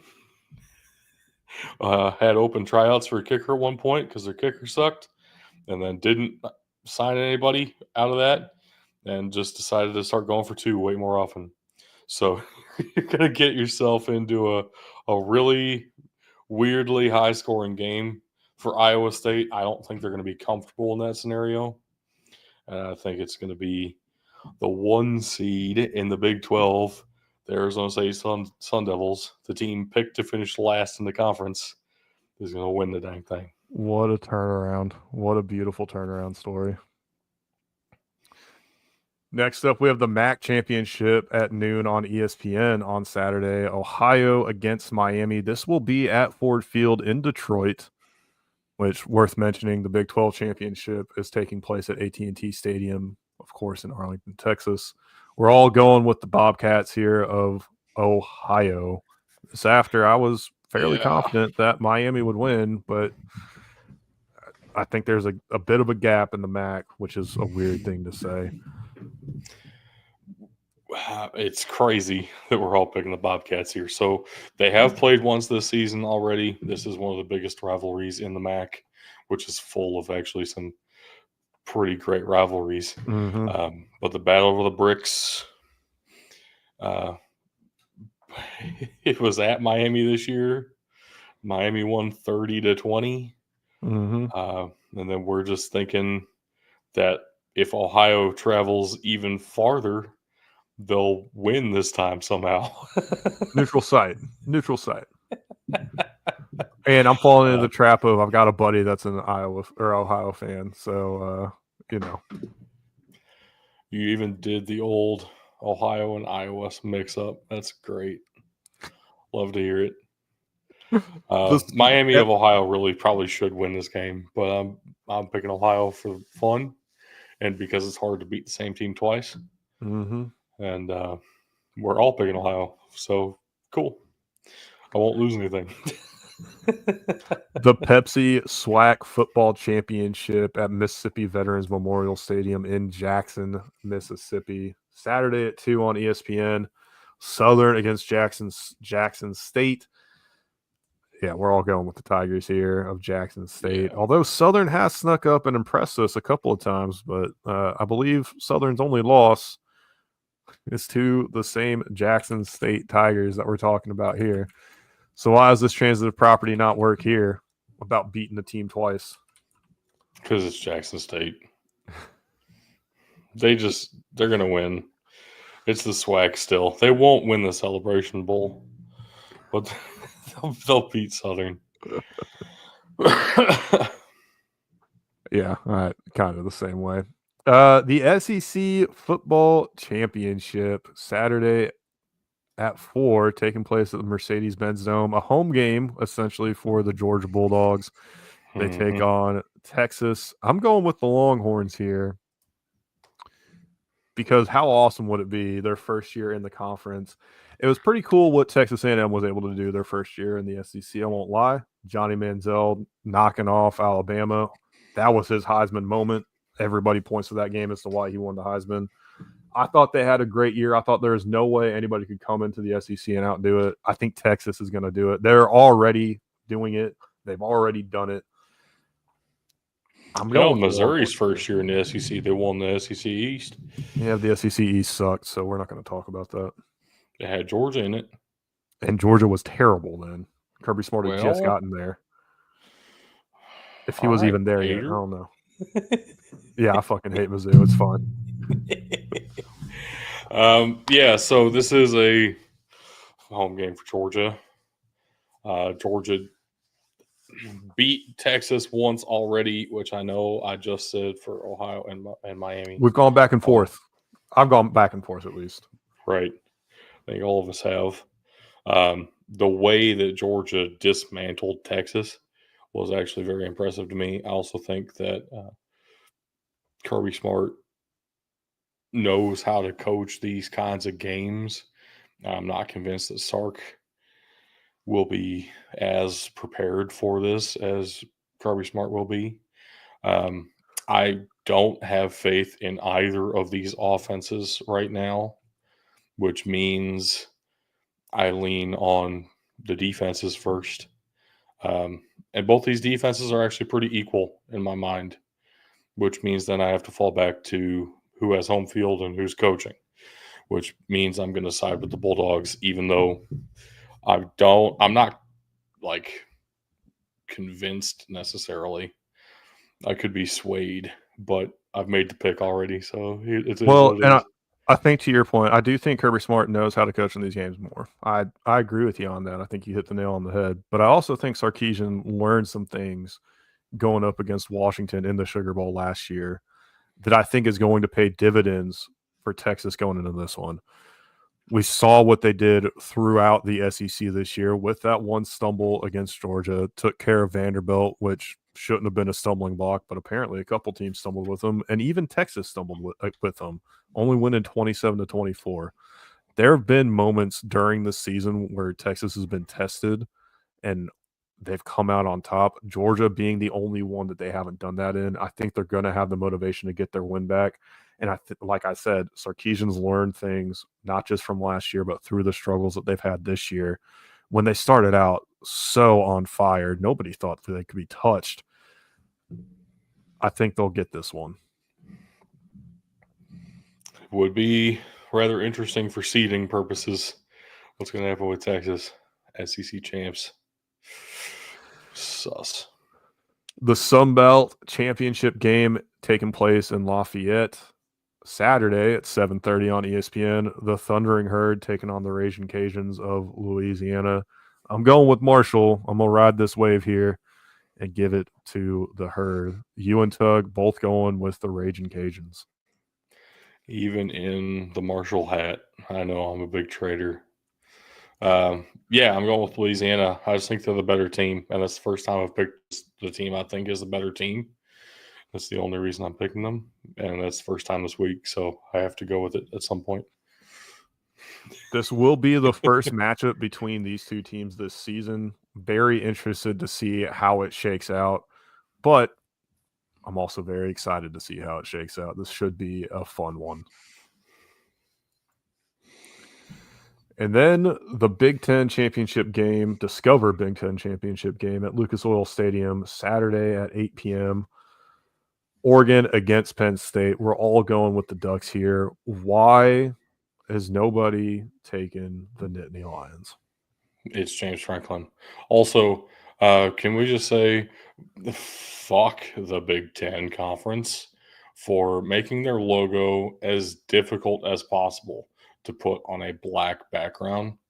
I had to find some podunk version that had these white lines around it because the black parts are part of the official logo and they do not make alternate color logo for this game. I had to piecemeal this shit together. It sucked, and it's the Big Ten's fault. Also, it's James Franklin's fault. I agree wholeheartedly. I think when we talk about coaches that don't need to be coaching somewhere anymore, I can't explain what Oklahoma State's doing with Mike Gundy. I don't know why they keep extending his contract. It seems like they always underperform in some way, shape, or form. And that's a team that went to the Big 12 championship last year. I digress. James Franklin's also in that boat. He's finally going to get to a Big Ten championship now that divisions are gone. You can't fire him, even if they get blown out. But I don't think he has it to win this game. And I don't think he has it to make a run in the playoffs either. So you think that about James Franklin, which I agree with, but consider this now for a moment. Saw this tweet. I don't remember who tweeted it. I appreciate you, whoever it was. Ryan Day is the Michael Jordan of James Franklin's.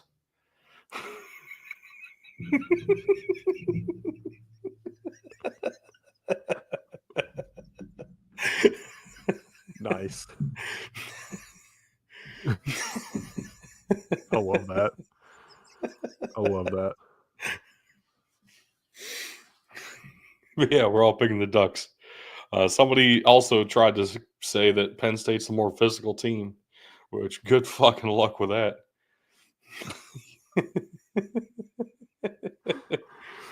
The ACC championship game taking place in the home of the Carolina Panthers, not the South Carolina Panthers, but the Carolina Panthers, Bank of America Stadium in Charlotte.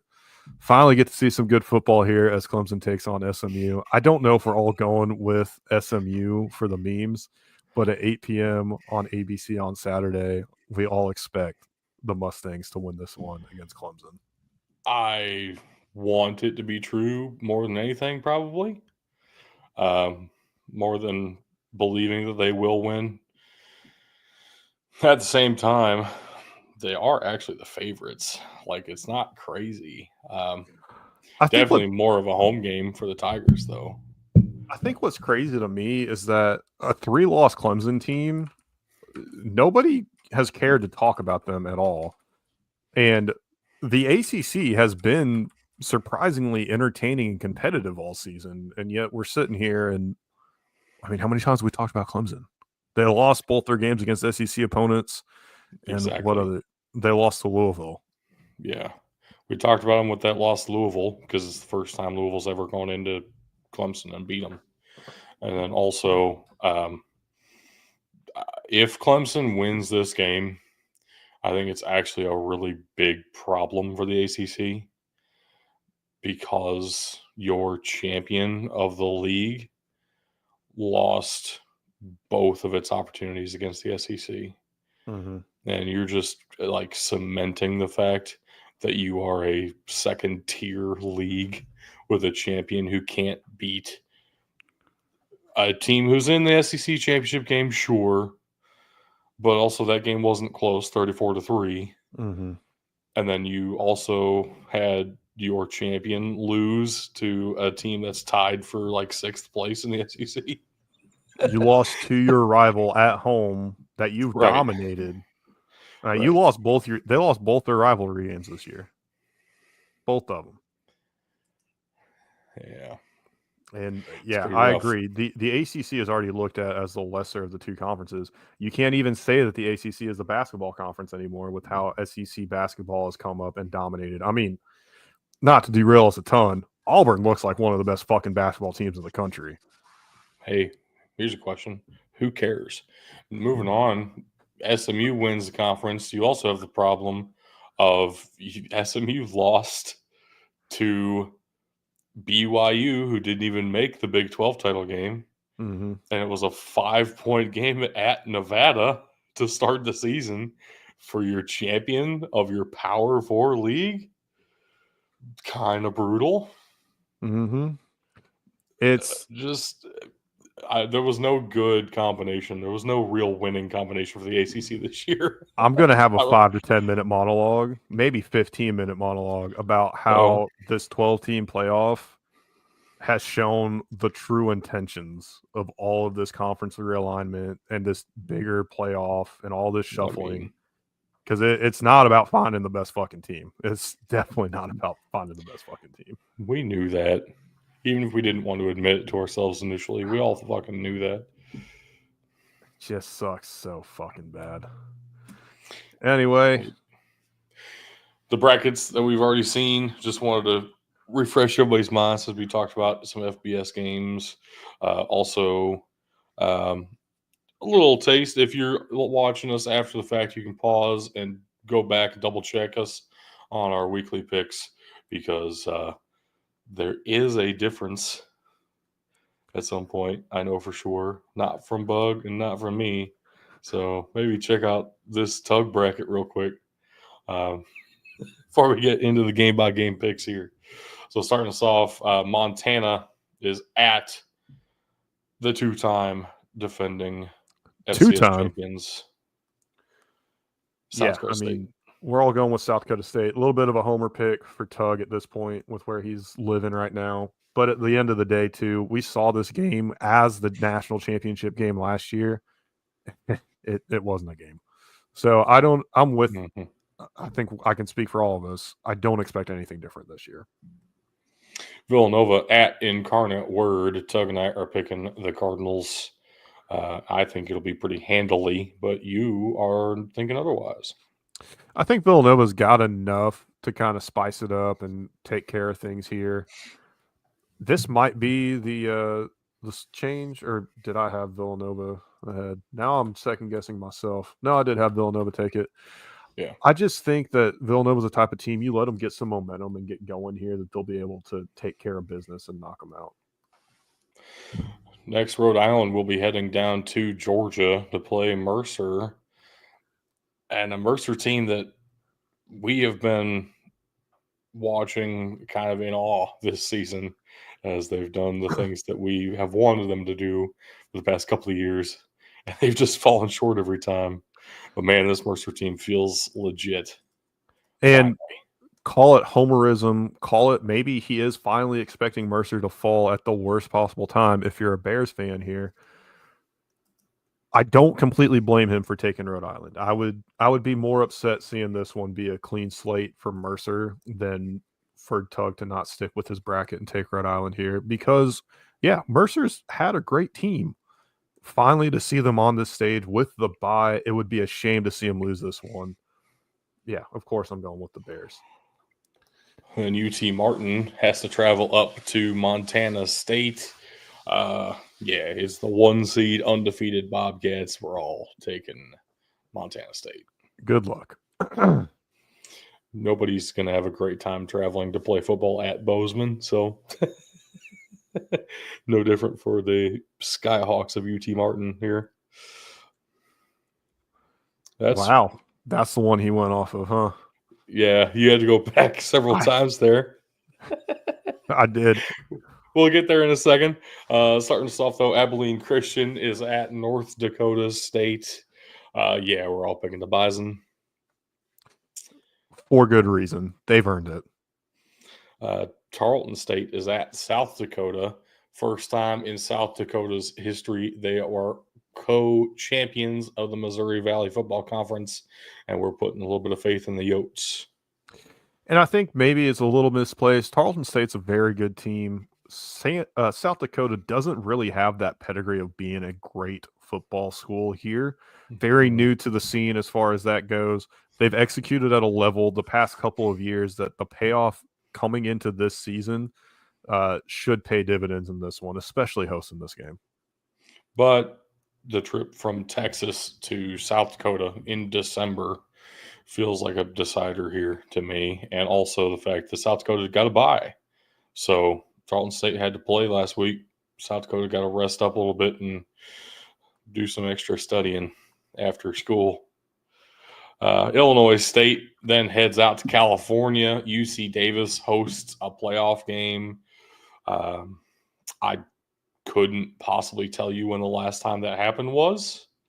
Actually, not sure that it has happened. Like, UC Davis has been one of those teams that's kind of been on the outside looking in for years and made it to be the visiting team in the playoffs a couple of times.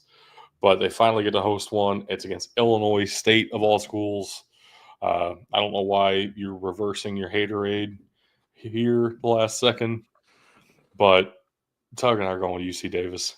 You know, I didn't expect them to win last week, so it's already been busted. I had SEMO winning, so it makes sense to me that I would go with the team that knocked them out here.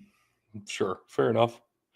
And then we are all picking Idaho here over Lehigh, even though Tug has Lehigh winning in Moscow in his bracket. he will get at least 1 point out of this.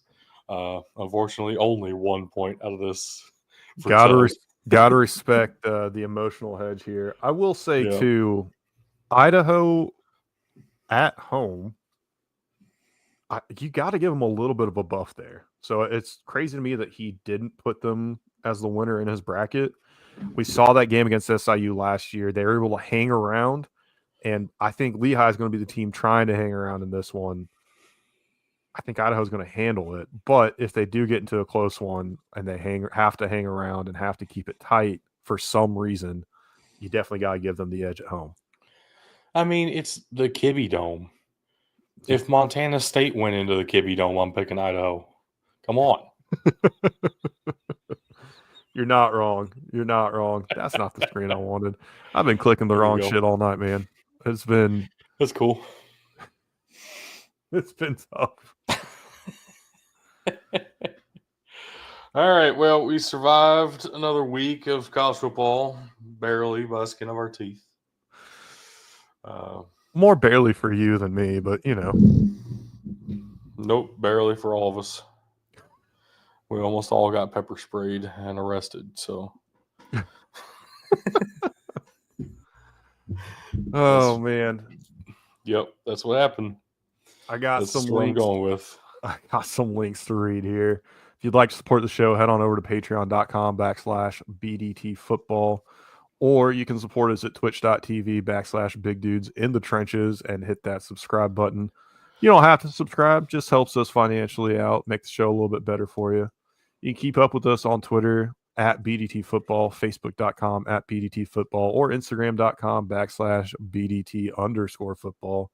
We also have a website, bdtfootball.com. You can send us questions at mailbox@bdtfootball.com.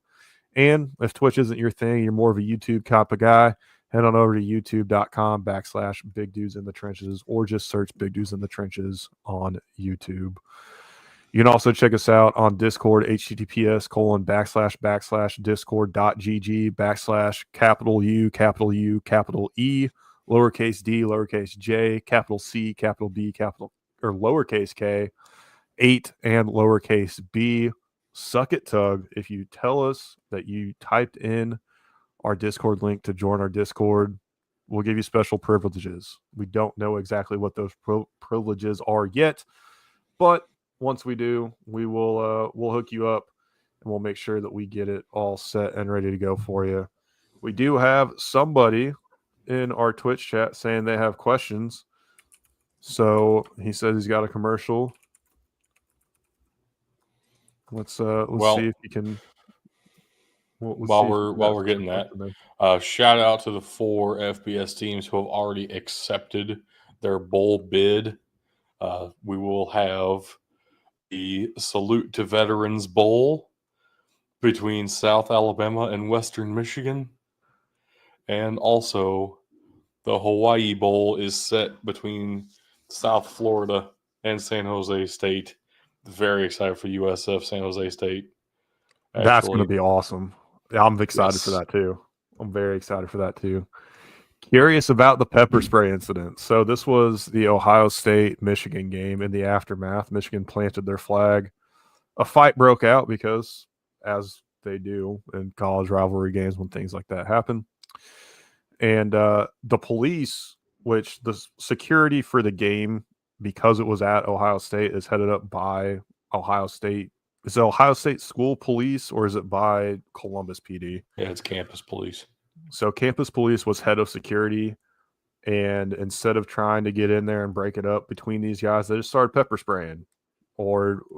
They said they're doing an investigation. I don't know what's going to come of it, but everybody involved in the middle got pepper sprayed. Everybody, even reporters that were around, caught some strays there, got some pepper spray in their face. Dude, even the cops were crying they got each other. So just mass chaos, certainly worthy of a investigation going into it and seeing who the fuck decided pepper spray was the correct move here and how to make sure not to do that shit again. It's probably Ryan Day's idea. That's why he was off standing on the sideline with his arms crossed like a bum, all weird, by himself. So he didn't step in the pepper spray cloud that he ordered. Most effective play call of the game for him. You could say that again. Little pepper spray won't kill you. Yeah, but it'll hurt for a while. Yeah. So hey, Doug. This loss. Yeah. What? What do you call Santa's most impolite reindeer? I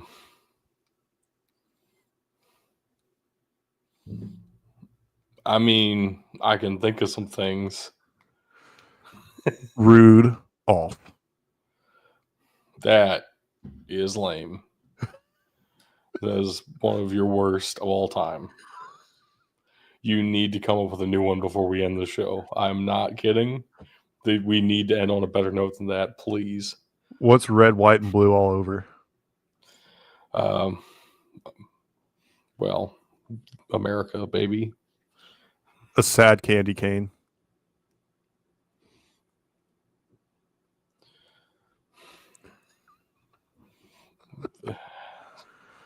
I'm not feeling it. What do you call Santa when he's wearing earmuffs? I don't know. Anything. He can't hear you.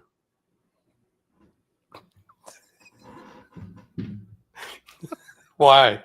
Why'd that make me laugh? That wasn't any better. Oh, gosh. All right.